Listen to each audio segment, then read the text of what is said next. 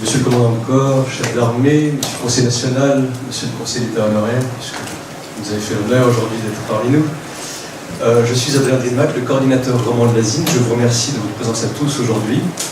Je suis persuadé que ce sera une conférence, enfin deux conférences particulièrement intéressantes, puisque monsieur le conseiller national, Jean-Luc Ador, va nous parler brièvement de cette nouvelle directive dite de Schengen sur les armes, n'est-ce pas, et ses conséquences pour la Suisse. Puis, monsieur le commandant de corps, chef d'armée, nous présentera la DEVA. Ce que je vous propose, c'est que nous laissons un petit peu de place aux questions tout à la fin. Donc, même pour l'intervention de monsieur le conseiller national Ador. Donc, on réserve les questions pour la fin. Il y aura du temps, je vous rassure, et des craintes.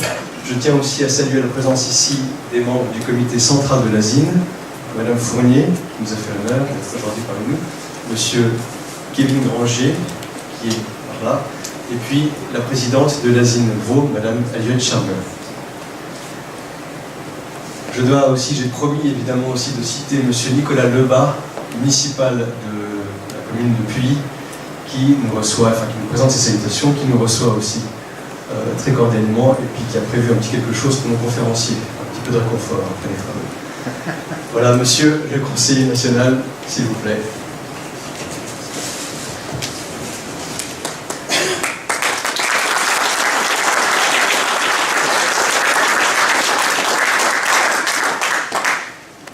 Merci. Alors, monsieur le chef de l'armée, madame la présidente de l'ASIN Vaud, je ne sais pas où elle est. Voilà, ici. Ah, il faut venir devant, hein, sans ça on voit rien.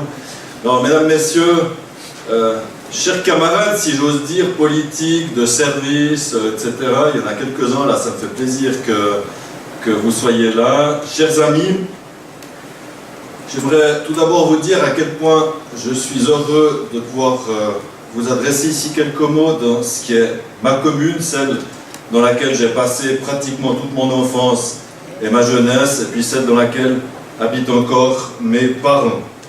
Et puis, je suis fier surtout de vous dire ces quelques mots ici, dans la maison du général, de cet homme qui, alors que notre pays était menacé, a su rassembler les Suisses et leur insuffler un esprit de résistance qui nous a permis, grâce à notre armée, de conserver notre indépendance et l'intégrité de notre territoire.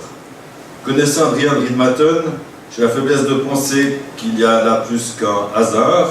J'y vois un signe, presque une exhortation, celle de reprendre à notre tour, alors que l'indépendance du pays, à certains égards, alors que nos droits et nos libertés sont menacées, certes d'une autre manière, eh bien, de reprendre à notre tour cet esprit de résistance qui habite encore certainement cette maison. Le général doit être pour nous un exemple qu'aujourd'hui encore nous pouvons et que nous devons suivre. Quand Adrien Driedemack pour l'ASIN m'a demandé de venir vous parler de la directive européenne sur les armes, le sujet était évidemment d'actualité. On savait que ça allait nous tomber dessus, si j'ose dire, mais on ne savait pas exactement quand.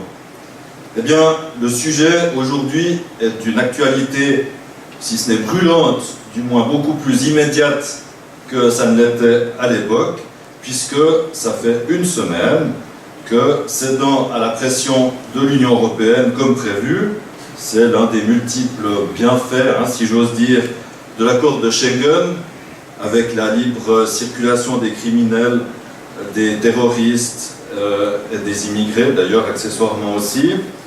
Donc le Conseil fédéral, vous le savez, il y a juste un peu plus d'une semaine, a mis en consultation un projet de révision de la loi sur les armes.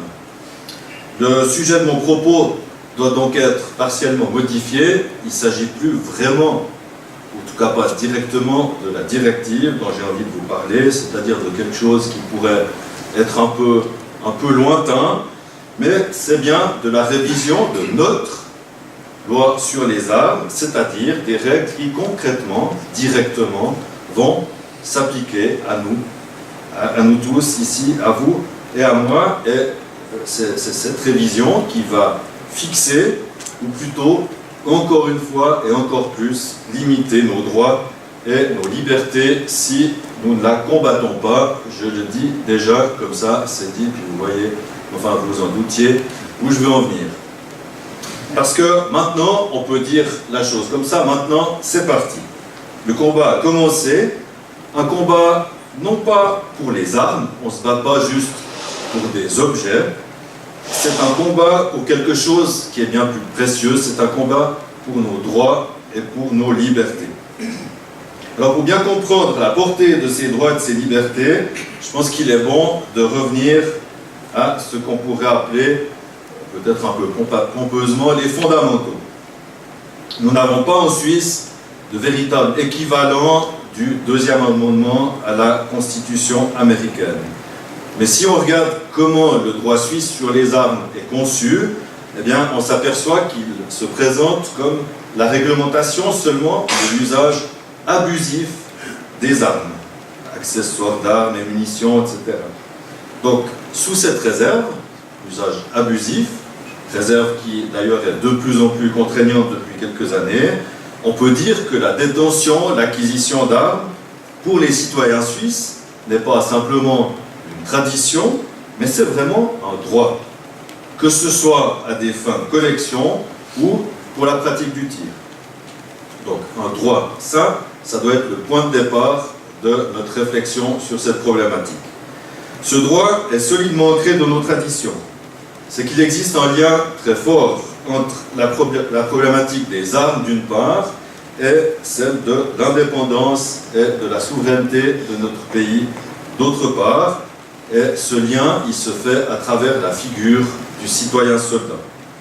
Machiavel écrivait déjà à ce propos: Rome et Sparte furent longtemps en armes et en liberté. Les Suisses sont très armés et très libres. Le lien entre les armes, qu'elles soient militaires ou privées, et les libertés. Toucher aux armes, c'est donc toucher à la liberté de notre pays. Maintenant, ce qui reste de libéral dans notre droit sur les armes s'explique aussi par un lien tout aussi fort entre cette problématique et celle des libertés et des libertés des citoyens libres face à l'État, cette fois-ci.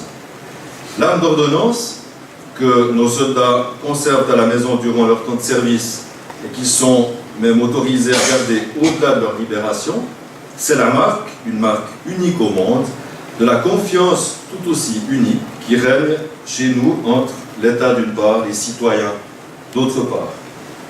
Il en va de même de la confiance qui, sous réserve de contrôle nécessaire, laisse aux honnêtes citoyens de ce pays, dans l'acquisition et la détention d'armes, une liberté dont on doit constater qu'ils n'abusent pas, parce que, de fait, le taux de criminalité qui est lié à l'abus des armes dans notre pays est extrêmement bas en comparaison du nombre d'armes qui sont en circulation tout à fait légalement dans ce pays. Toucher aux armes, c'est donc toucher aussi aux libertés des Suisses, pas juste de la Suisse, du pays, mais aussi des Suisses, des citoyens. Parce qu'on a constaté que partout où la liberté d'acquérir et de détenir des armes a reculé, même si tout le monde ne s'intéresse pas aux armes, même si tout le monde ne détient pas des armes, eh bien, dans tous ces endroits, les libertés publiques aussi ont reculé d'autant. Et on peut résumer ça par l'adage suivant: sans fusil, le citoyen n'est plus guère qu'un simple contribuable. Les libertés des Suisses ont déjà considérablement reculé depuis la révision de la loi sur les armes de 2008. Elles ont marqué un recul supplémentaire depuis celle de 2015, qui, entre autres, a introduit par la bande, par les voies informatiques, le registre fédéral des armes que le peuple pourtant avait clairement refusé en 2011. Voilà en gros le contexte, la situation de départ, si j'ose dire. Revenons maintenant un petit peu en arrière, pas très loin, même si depuis des années, certains milieux dans ce pays, surtout à gauche, s'emploient inlassablement à désarmer les Suisses, à nous désarmer, à saper les bases de notre armée, ou de notre armée de milice en particulier, ou tout simplement à abolir purement et simplement notre armée. Maintenant, depuis 2015, surtout, l'Europe, la France en particulier, a été frappée par des attentats sanglants.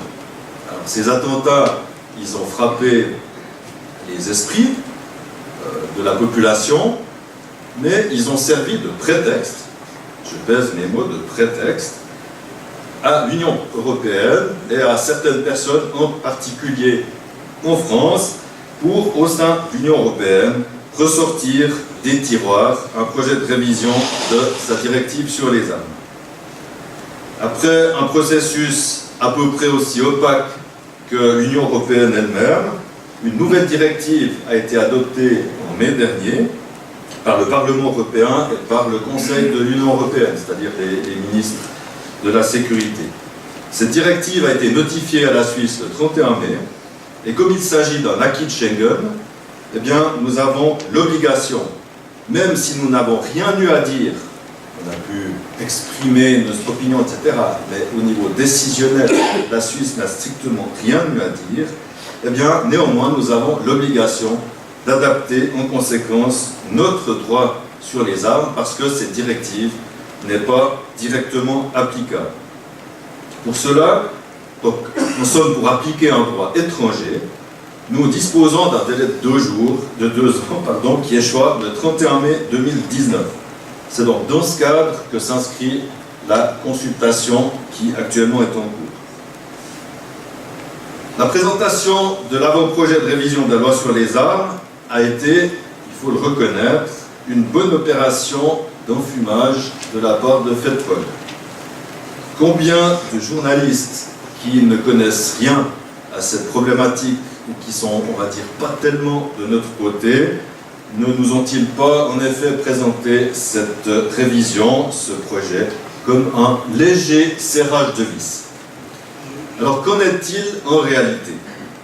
Je me limiterai ici donc à ce qui ressort de l'avant-projet qui a été mis en consultation, sans aborder, si ce n'est par la bande parfois, d'autres points qui sont d'ailleurs toujours dans la directive européenne sur les armes, et que probablement, tôt ou tard, nous serons un jour obligés d'appliquer, même si aujourd'hui on nous fait croire que ce ne sera pas le cas. Parce que si on donne le petit doigt, ce que le Conseil fédéral nous propose de faire, on ne sait pas exactement où ça va s'arrêter.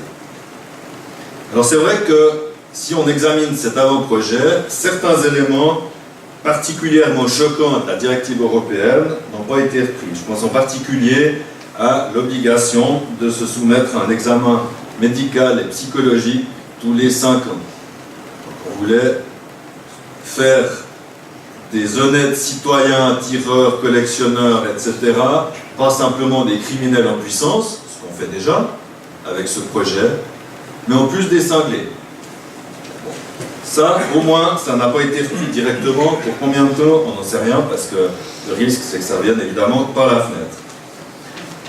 Mais, quoi qu'il en soit, le Conseil fédéral a quand même choisi, contrairement à ce que demandaient des interventions très claires au Parlement, d'appliquer cette directive. Et à partir du moment où il a fait ce choix, soi-disant par crainte des représailles liées à une violation de certaines dispositions de l'accord de Schengen, eh bien, du moment, encore une fois, où le Conseil fédéral met le doigt dans cet engrenage, eh bien, évidemment, il n'a pas pu éviter d'accepter des atteintes que je considère comme graves à nos droits et à nos libertés. Alors, je vous en donne celles qui me semblent les plus importantes sans entrer dans tous les détails.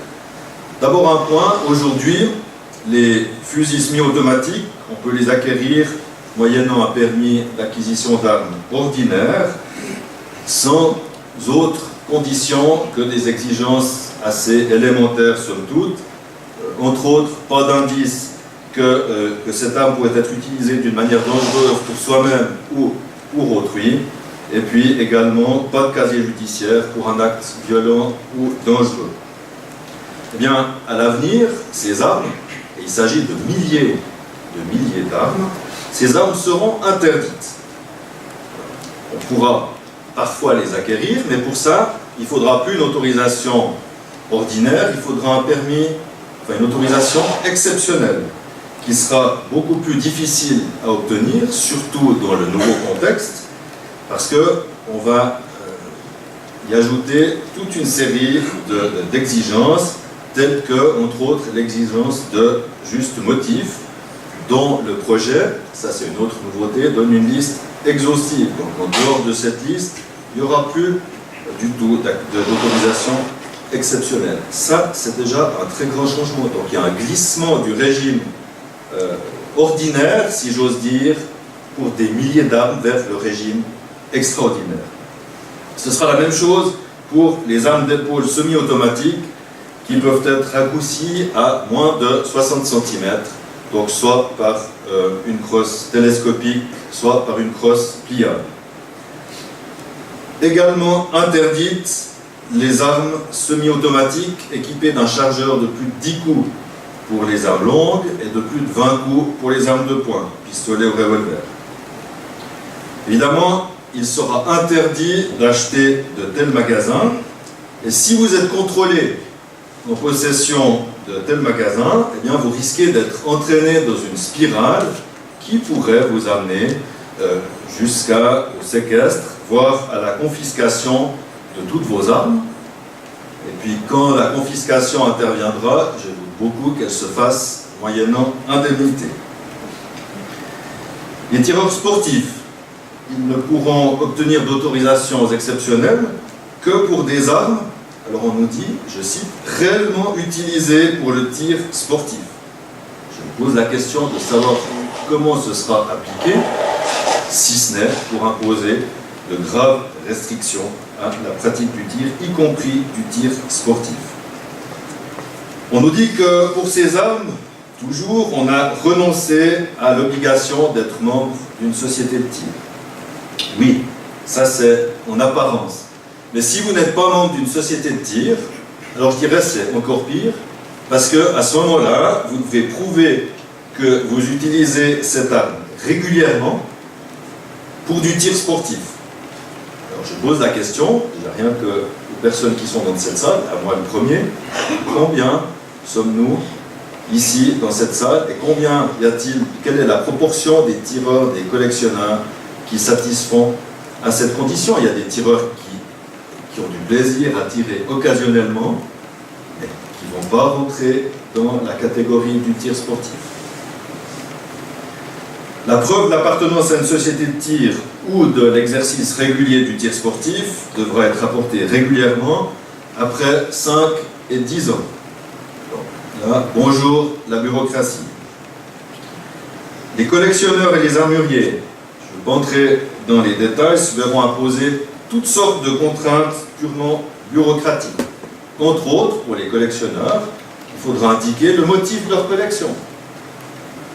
Alors, si je dis, je fais la collection des armes de poing d'ordonnance de l'armée suisse, et puis que tout d'un coup, je veux acheter une Kalachnikov, on me dira, ah non, excuse, c'est pas dans le thème de votre collection. Peut-être. Autre chose encore, en violation crasse de la volonté populaire de 2011, j'en ai déjà parlé, et de la volonté du Parlement de 2015, on introduira l'obligation de déclarer et l'enregistrement rétroactif de toutes les armes. Que ce soit aux collectionneurs, les collectionneurs devront faire une liste complète, il faut être en mesure de constamment présenter ces armes, etc. Et puis j'insiste, il s'agira bien d'un enregistrement rétroactif d'armes détenues légalement, parce que certaines armes qui ne sont pas enregistrées, vous savez très bien, beaucoup d'entre vous, que ce sont des armes tout à fait légales, parce qu'au moment où elles ont été acquises, et même aujourd'hui encore, elles n'ont pas à être déclarées. Donc, ce qu'on peut dire, c'est que c'est Chantal Galadé qui doit être contente, parce qu'elle a demandé ça. Bon, c'est ça fait que la xème fois que ça revient. Enfin, c'est l'instrument de cette politique. Elle a demandé ça dans une intervention qui est dans le tube, si j'ose dire, au Conseil national. Eh ben, elle n'a même pas besoin de faire le boulot jusqu'au bout. Le Conseil fédéral fait le travail pour elle. Merci. Les données relatives à des refus de permis seront transmises aux États Schengen. On nous dit d'abord que ce sera sur demande. Mais quand on lit la disposition un peu plus loin, eh bien, on nous parle de procédure automatisée. Je ne sais pas ce que ça veut dire, mais tout ce qui est automatique et qui touche à la sphère privée, je ne sais pas comment c'est pour vous, mais moi je me méfie.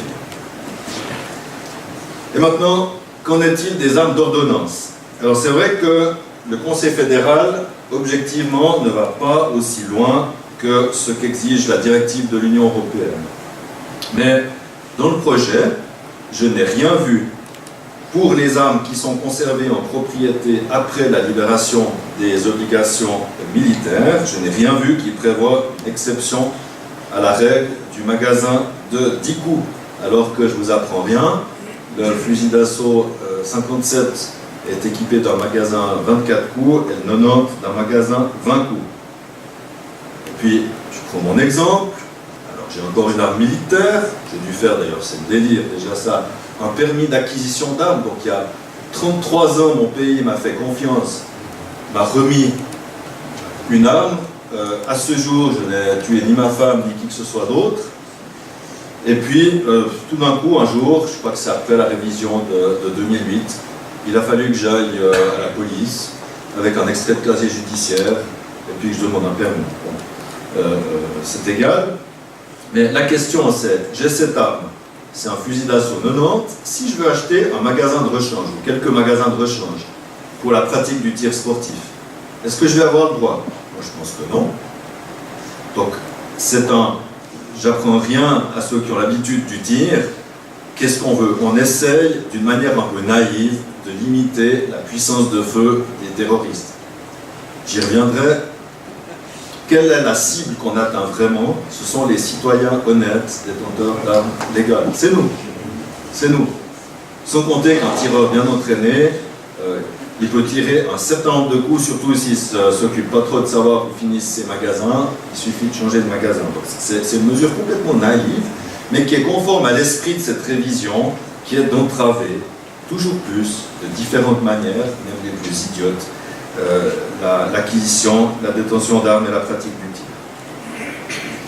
Et pour terminer, sans pouvoir être exhaustif, il y a des questions, à mon avis, assez graves qui se poseront à chaque fois que des armes seront transmises dans le cadre d'une succession. Parce que si les successeurs ne sont pas en mesure de respecter les nouvelles exigences, eh bien, il faudra bien qu'ils laissent leurs armes. On va faire quoi de ces armes? On va les confisquer, et puis on va les confisquer avec quelle indemnité? Parce que c'est le patrimoine, ces armes. Ces armes, elles ont une valeur. Donc là, moi j'y vois évidemment une violation de la garantie de la propriété. Dernier point, les chasseurs. Alors ça, c'est un des arguments de vente, si j'ose dire, de cet avant-projet. On nous dit, vous inquiétez pas, les chasseurs ne seront pas touchés. Alors à première vue, c'est vrai qu'ils ne semblent pas directement touchés. Mais les chasseurs doivent bien se dire une chose. La cible de cet avant-projet, la cible de l'Union européenne, la cible de tous ceux qui s'en prennent depuis des années à nos droits et à nos libertés, la cible, c'est tout ce qui, de près ou de loin, touche une arme. Civile, militaire, etc. Tous. On va tous passer au tourniquet. C'est juste une question de temps. Sans compter que je ne connais pas beaucoup de chasseurs qui n'ont aucune autre arme.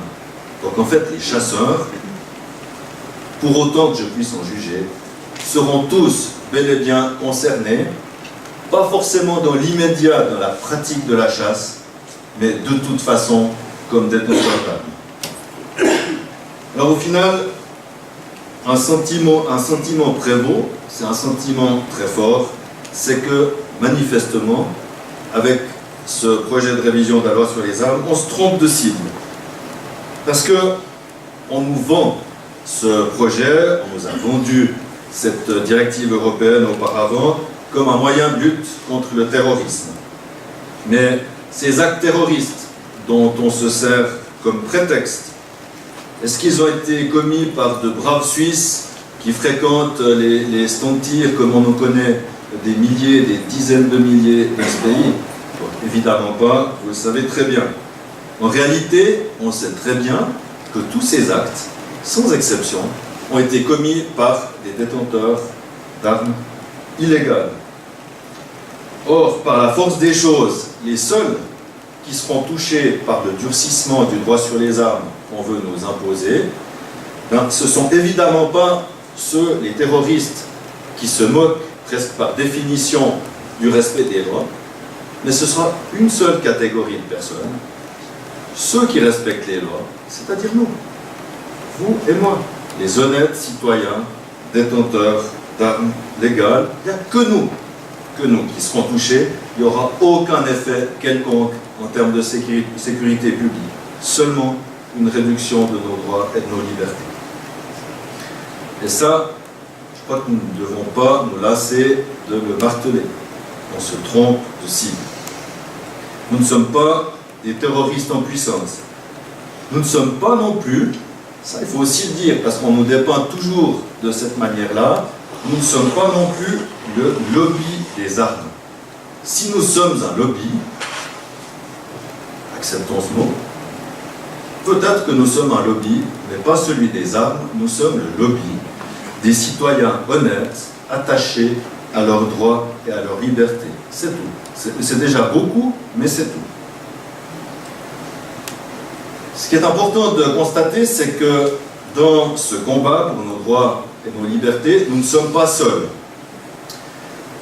J'en veux pour preuve, même en Europe, ce qu'ont fait les Tchèques. Bon, il y a eu différentes résistances quand même à la directive européenne, en Pologne, au Luxembourg, dans d'autres pays, mais les Tchèques, c'est ceux qui sont allés le plus loin, puisqu'ils ont déposé des plaintes auprès d'institutions européennes pour violation de leur souveraineté, etc.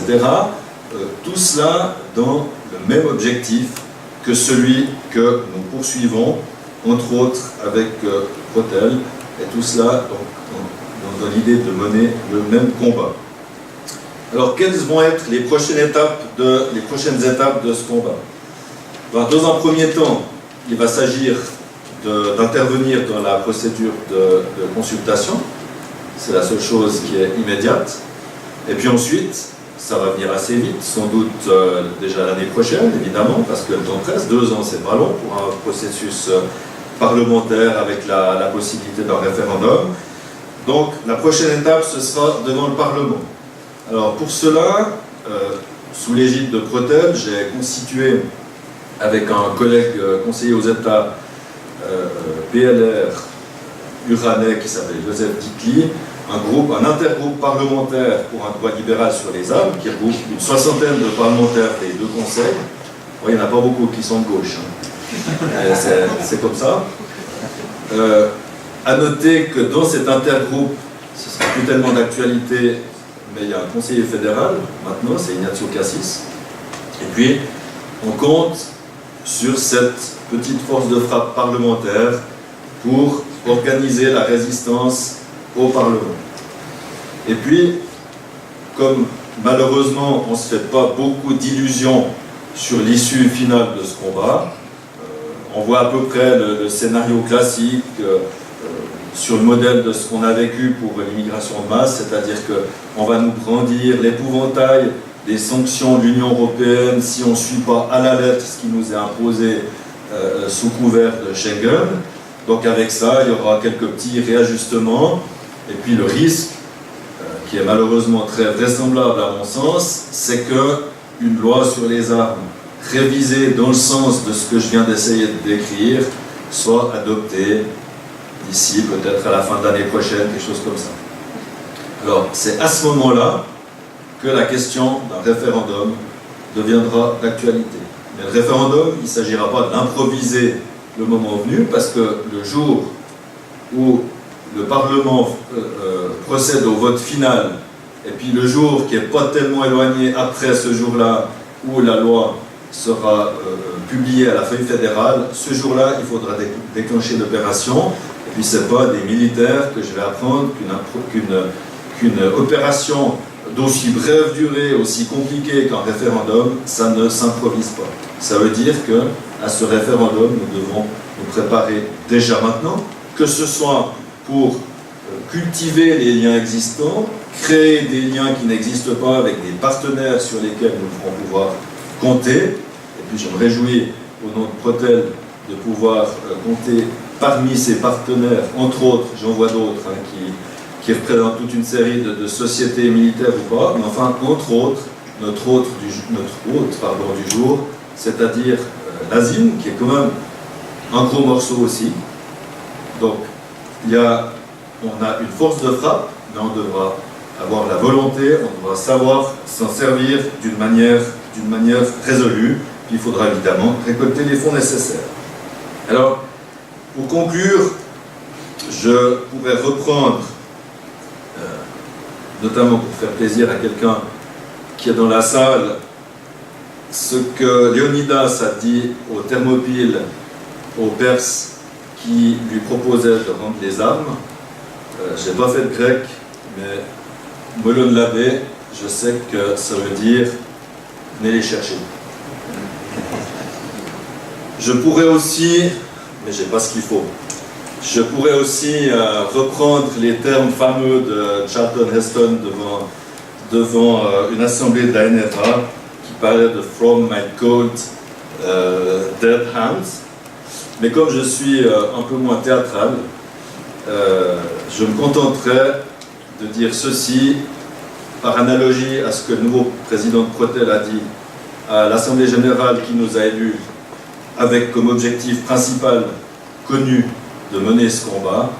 Il a dit simplement ceci: le droit sur les armes n'est pas négociable, et je dirais ça aussi d'une autre manière plus générale, nos droits et nos libertés ne sont pas négociables. Ça vaut la peine pour nous de nous engager pour la défense de ces droits et de ces libertés, et pour vous, il y a un moyen pratique de le faire, à côté des activités de vos sociétés de tir, de vos sociétés militaires, etc. préférées. Eh bien, un moyen pratique, c'est, si vous ne l'avez pas déjà fait, d'adhérer à Protel, et pour ça, je me tiens volontiers à votre disposition tout à l'heure. Merci.